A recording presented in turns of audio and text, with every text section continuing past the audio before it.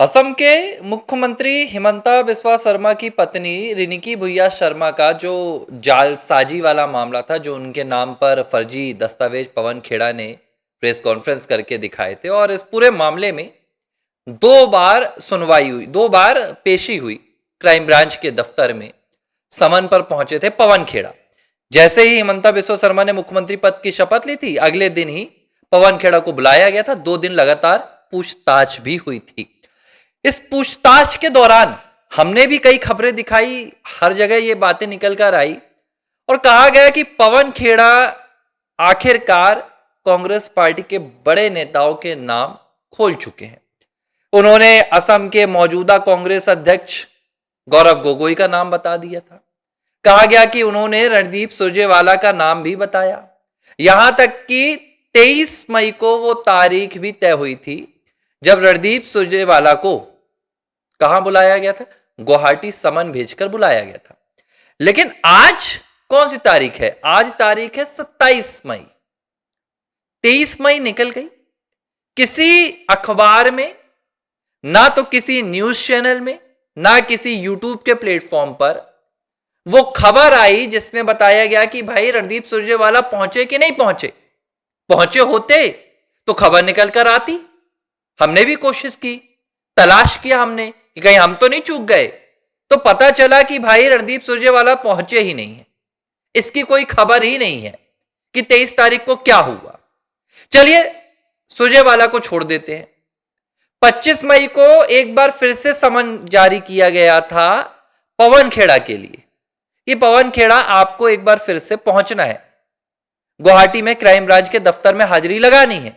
लेकिन 25 को पवन खेड़ा भी नहीं गए। अब मैं देख रहा हूं पवन खेड़ा कहां है, तो देख रहा हूं भाई पवन खेड़ा अपने सोशल मीडिया से प्रधानमंत्री नरेंद्र मोदी के खिलाफ, भाजपा के खिलाफ आज भी प्रोपेगेंडा फैलाने में लगे हुए हैं। तो सवाल ये उठ रहा है कि मुख्यमंत्री तो बन गए हिमंता बिस्वा शर्मा, 2 बार समन भी जारी हो गया, खबरें भी चल गई कि हां भाई जैसा कहा था वैसा किया। हिमंता बिस्वा शर्मा ने कहा था कि मुख्यमंत्री बनते ही पेलूंगा, तो पेलना भी शुरू कर दिया। लेकिन 2 समन के बाद अब खबरें आना बंद हो रही हैं। 2 समन के बाद अब उस पूरे मामले में उसका मास्टरमाइंड कौन था, उसका सूत्रधार कौन था, उसके पीछे कौन लोग शामिल थे, कैसे फर्जी दस्तावेज बनाए गए, अब यह मामला अब तक निकलकर सामने नहीं आ पाया है। और जब हम देख रहे हैं कि अब तो भाजपा भी इस पर चर्चा नहीं कर रही है। हां, थोड़ा सा यह कहना जल्दबाजी होगी, लेकिन तारीखें बीत गई तो उन तारीखों पर क्या हुआ? क्या क्राइम ब्रांच ने भाई छूट दे दी है पवन खेड़ा को कि हो गया, 2 बार आपको बुलवा लिया, हमने खबरें चलवा दी, अब आपको आने का कोई मतलब नहीं है? सुरजेवाला को अगर समन जारी किया गया तो सुरजेवाला क्यों नहीं पहुंचे? मुझे याद आ रहा है हिमंता बिस्वा शर्मा ने खुद ये बात कही थी कि भाई हर बार आकर पेश यहां पर समन में इनको बैठना पड़ेगा। पवन खेड़ा को हर बार पवन खेड़ा को पुलिस थाने पहुंचना पड़ेगा, स्वागत किया जाएगा उनका पेड़ा के साथ। तो 25 तारीख को स्वागत क्यों नहीं किया गया? 23 तारीख को सुरजेवाला का स्वागत क्यों नहीं किया गया? थोड़ा सा जल्दबाजी है, लेकिन सवाल पूछना भी बहुत जरूरी है कि क्या अब यह मामला रफा दफा होने वाला है? अब यह सिर्फ एक मामले की बात नहीं है। गौरव गोगोई को लेकर जो पवन खेड़ा ने पूरी प्रेस कॉन्फ्रेंस की थी, जिसमें उन्होंने यह साबित किया था, आरोप नहीं लगाए थे। पवन खेड़ा के आप हिमंता बिस्वा शर्मा के आप तमाम बयान देख लीजिए जो उन्होंने प्रेस कॉन्फ्रेंस की थी गौरव गोगोई के खिलाफ। उसमें उन्होंने कहा था कि गौरव गोगोई आईएसआई के एजेंट हैं, उनकी पत्नी एलिजाबेथ भी आईएसआई से जुड़ी हुई हैं। अब सत्ता भी आ गई, ताकत भी आ गई, दोनों जगह आपकी सरकार है, केंद्र में भी है, आपकी असम में भी है, तो अब किसी तरह का जोखिम भी नहीं है कि भाई चुनाव है, चुनाव के बीच ना किया जाए। लेकिन अब भी कोई कार्रवाई नहीं हुई। आप एक नेता को, एक सांसद को आईएसआई का एजेंट घोषित करते हैं, आप कहते हैं कि वो देश की सुरक्षा के साथ खिलवाड़ कर रहा है, भारत की सीक्रेट इंफॉर्मेशन वो पाकिस्तान को दे रहा है, ये एक राज्य के मौजूदा मुख्यमंत्री कह रहे हैं। लेकिन अभी तक गौरव गोगोई के खिलाफ एक एफआईआर भी दर्ज नहीं हुई है। और इसीलिए मैं आज इस मुद्दे पर बात कर रहा हूं।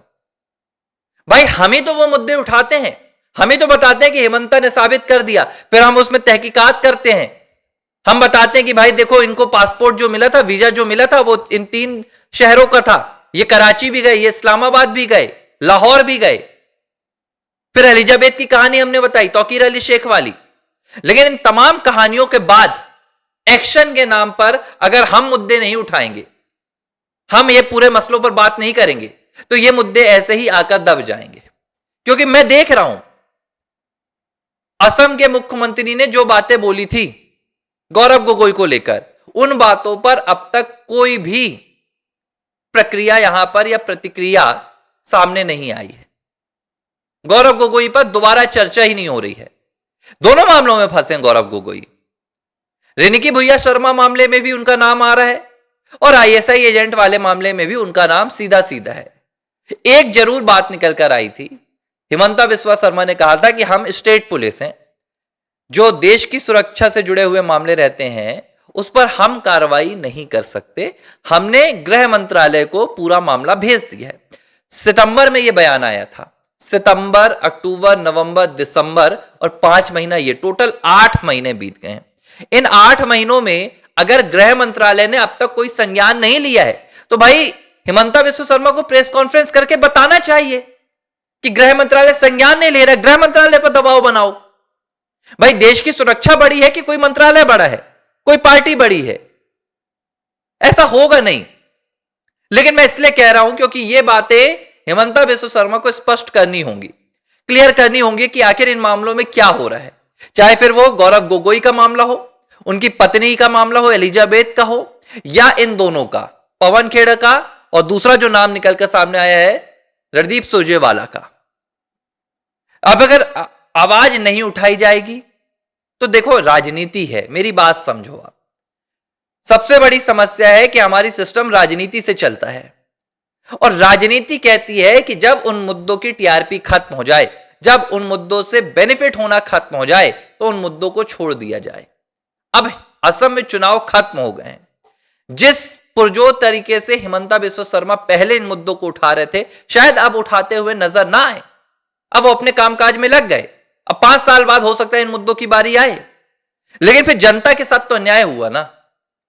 अगर पवन खेड़ा गुनहगार है तो भाई चार्जशीट कब पेश होगी, चार्जशीट में कितने नाम आ रहे हैं, तमाम बातें भी निकल कर आनी चाहिए।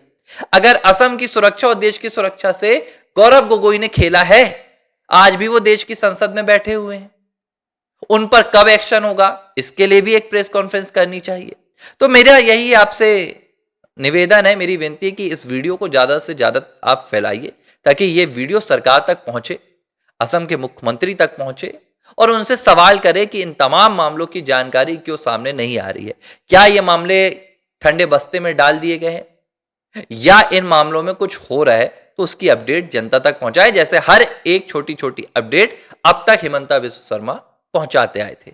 एबीसी हिंदी के इस वीडियो को आप ज्यादा से ज्यादा लाइक कर दीजिए, सब्सक्राइब कर दीजिए और मुझे देखने के लिए चैनल को आप सब्सक्राइब करना ना भूलें। एबीसी हिंदी न्यूज, आज ही जुड़िए हर खबर के साथ